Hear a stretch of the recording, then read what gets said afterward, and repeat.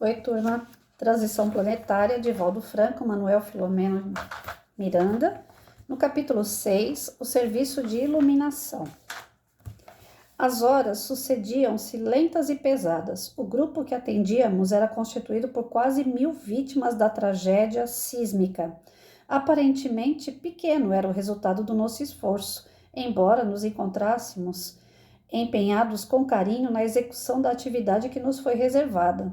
A noite tornava-se cada vez mais pavorosa do ponto de vista humano em razão dos horrores que se manifestavam sem cessar.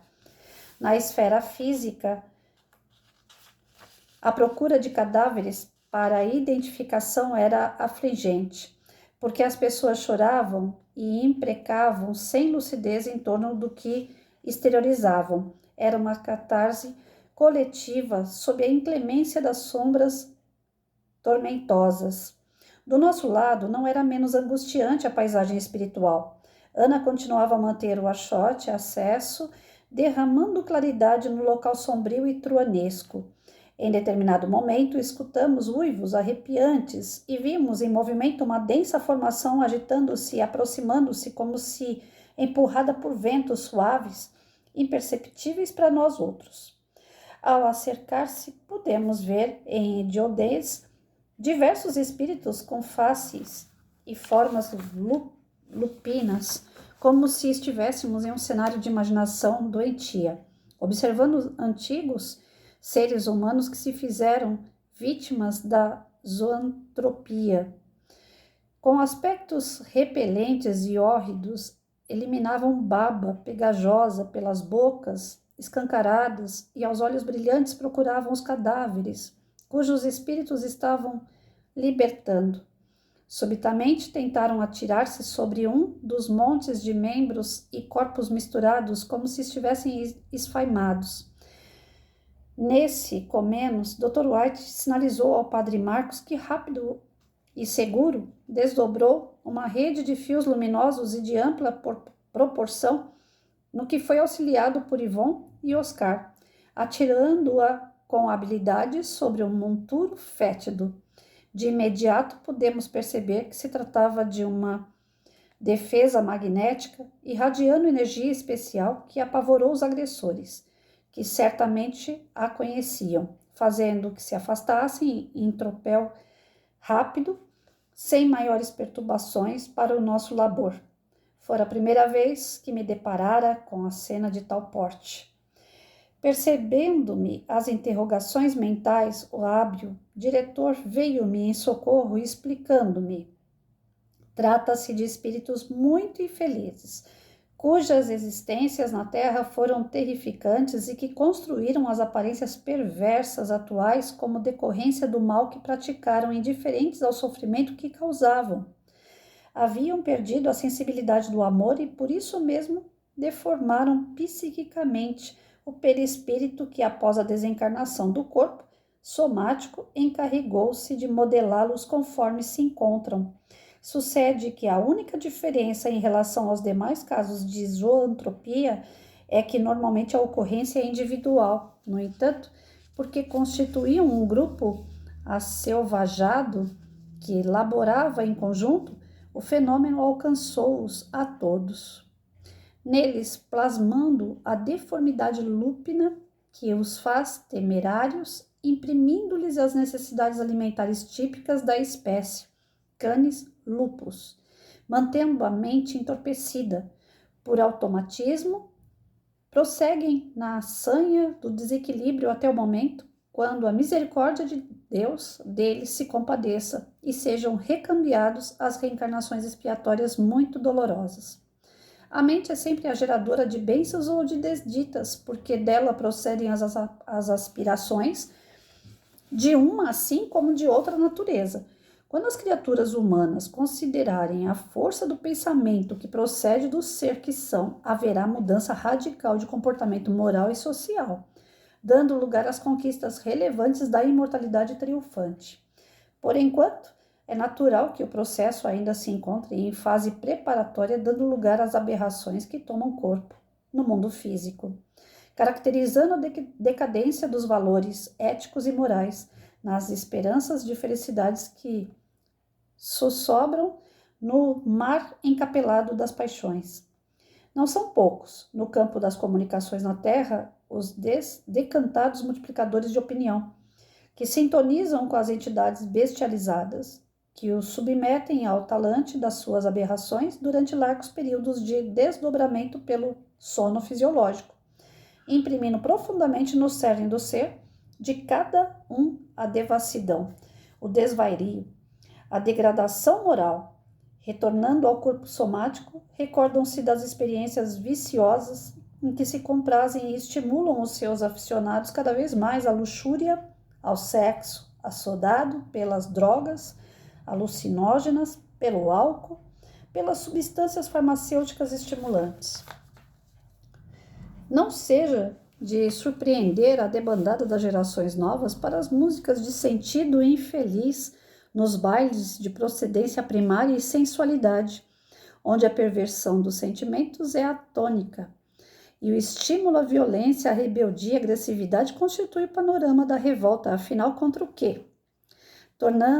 Tornam-se adversários do denominado contexto, em vez de desenvolverem os valores dignificantes para melhorá-lo.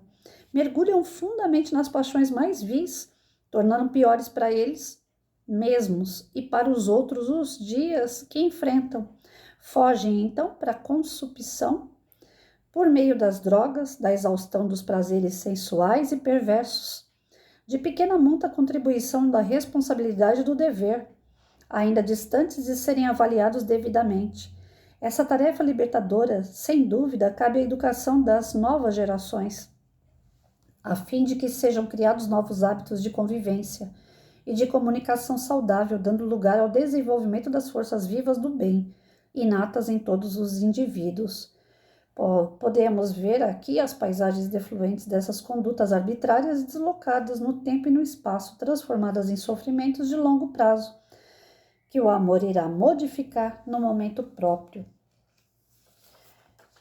Esse capítulo ele é bem grande, eu vou parar por aqui para fazer um pouco de comentário daquilo que eu entendi, né?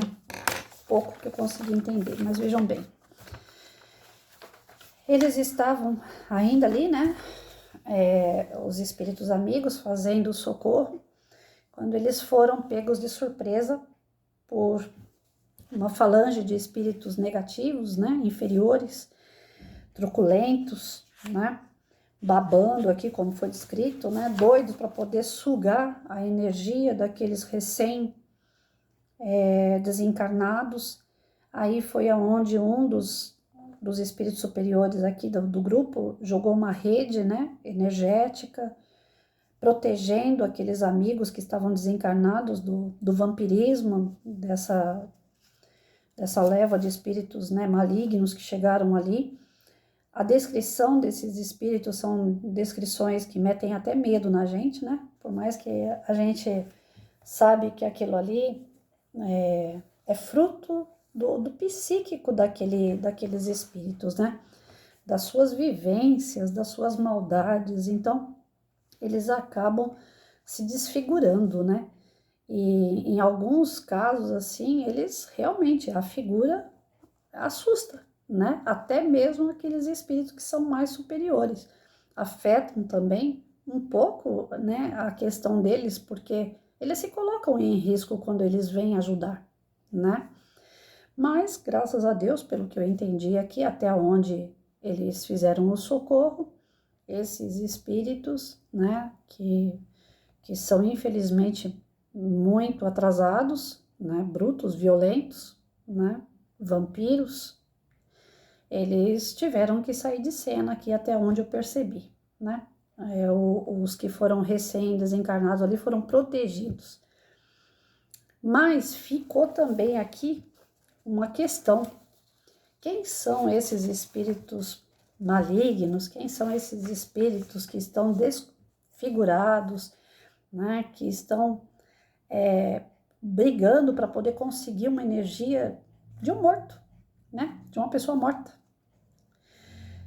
São espíritos que, pelo que eu entendi, são aqueles espíritos que, quando encarnados, eles estavam enfiados em quê? Em coisa boa? Não. né? São aqueles que se deixavam levar por paixões da terra, né? O Santo Agostinho sempre falava, tudo eu posso, mas nem tudo me convém, né? Então, eram pessoas, provavelmente, né, em outras encarnações, pessoas que tiveram muito luxo, pessoas que tiveram desacertos familiares, começaram a viver fora da conduta ética e moral, perderam seus princípios morais e com isso foram se afundando cada vez mais, que é isso que a gente vê hoje na sociedade aí em geral. A molecadinha, desde cedo, enfiado em baile funk, curtindo narguile, cigarro, álcool, maconha, crack, e aí vai, né? E aí se desenrola de vez no mundo das drogas, e isso, se a gente vê um encarnado, ele fica mesmo completamente diferente. Mesmo, né? Você não consegue reconhecer uma criatura quando ele começa a utilizar do vício, principalmente, né? Ele se desconfigura completamente. Então, são situações que vão ser levadas para o perispírito também, né? E esses que apareceram aqui, querendo sugar a energia dos recém-desencarnados, eles são nada mais, nada menos do que pessoas que ficaram encarnadas em outros momentos. E eles acabam se desconfigurando, o perispírito acaba sendo muito judiado, não é? E para eles reencarnarem, muitas pessoas vão perguntar assim, né? E aí? Pelo que eu entendi, né? Eles vão reencarnar, vai ter outros momentos para eles. Só que já não vai ser aquela reencarnação que, senta aqui, vamos combinar o que cada um vai fazer, qual é o seu papel, o seu e o seu. Vai ser aquela reencarnação compulsória, né? Porque desse modo que eles se apresentam, eles não querem reencarnar. Eles querem viver essa vida de zumbi do plano espiritual, né? Então eles não vão querer reencarnar. Então vai ter que ser uma reencarnação compulsória.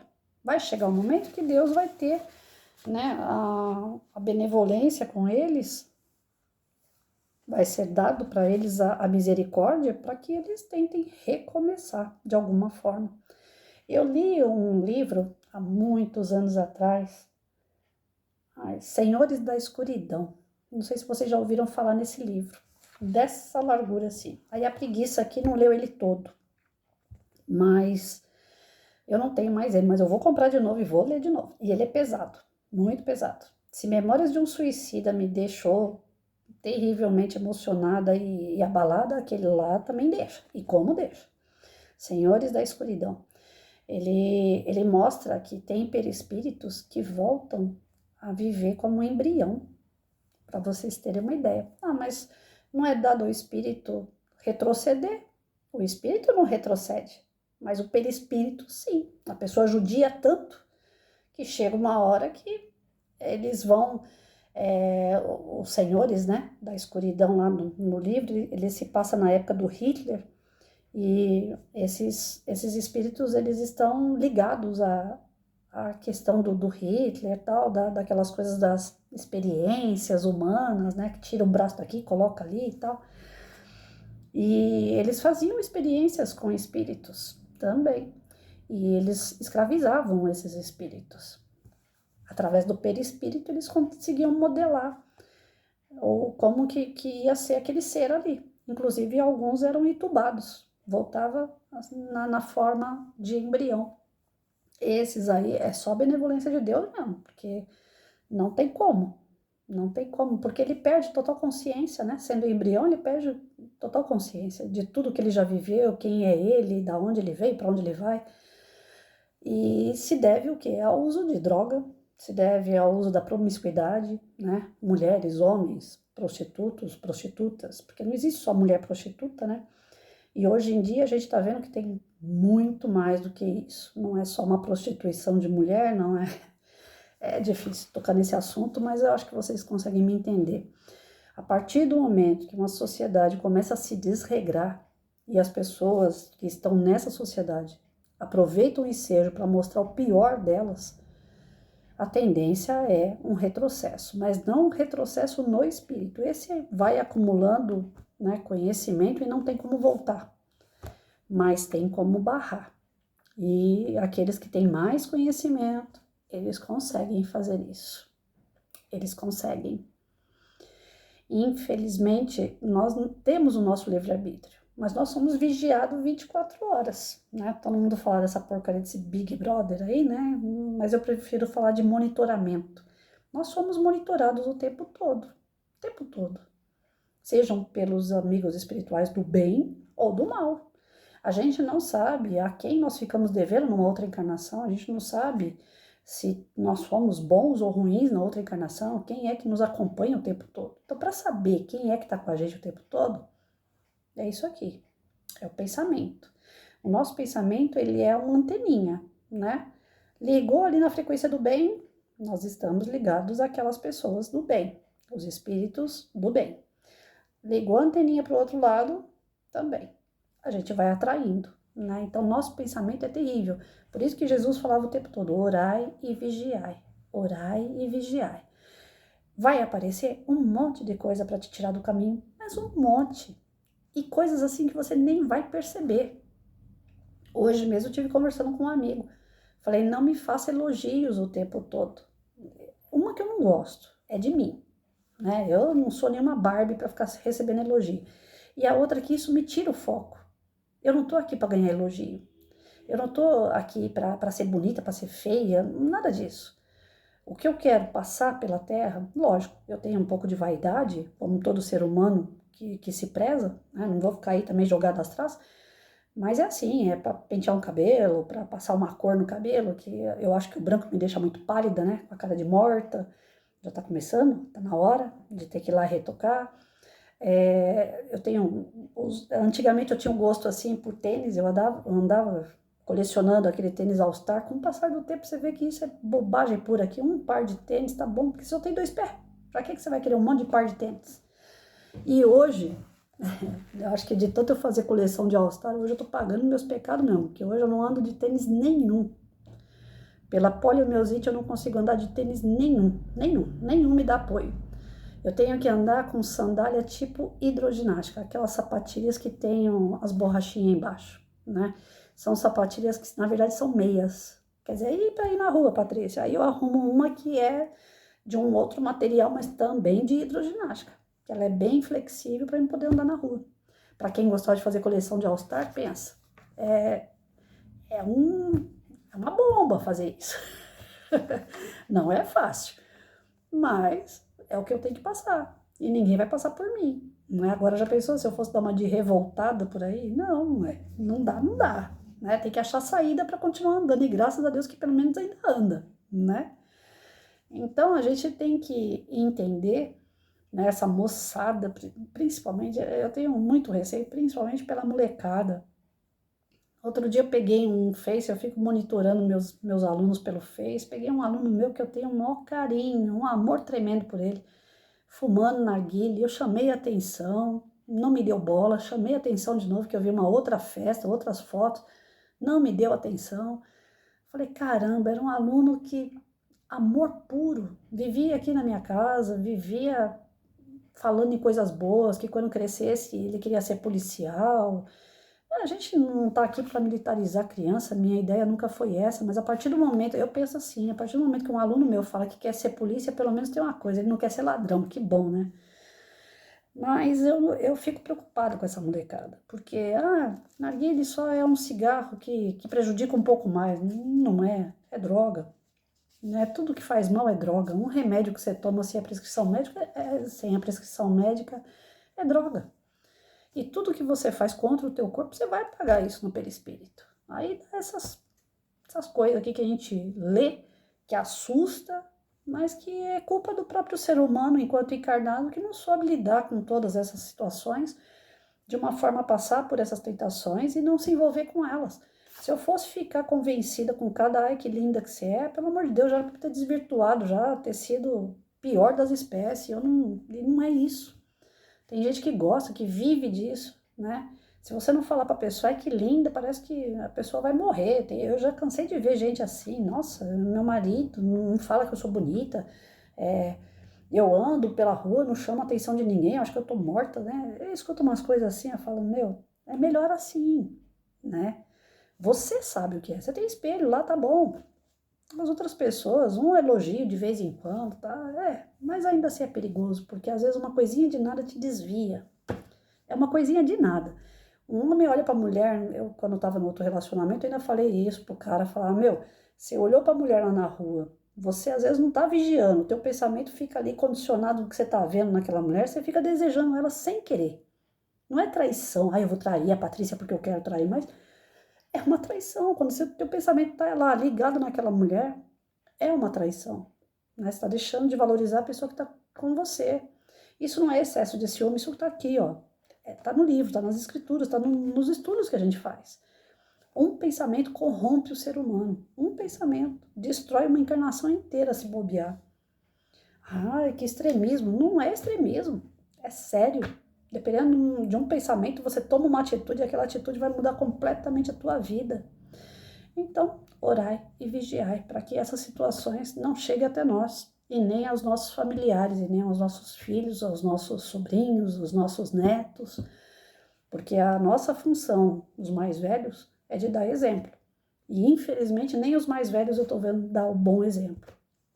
Aí chega numa situação como essa e fala, nossa, que horror, como é que chegou a esse ponto? Nas pequenas paixões até as máximas que vocês podem imaginar. A Terra é um local de prova e expiação. Então, tem coisas que são provas para nós, são testes.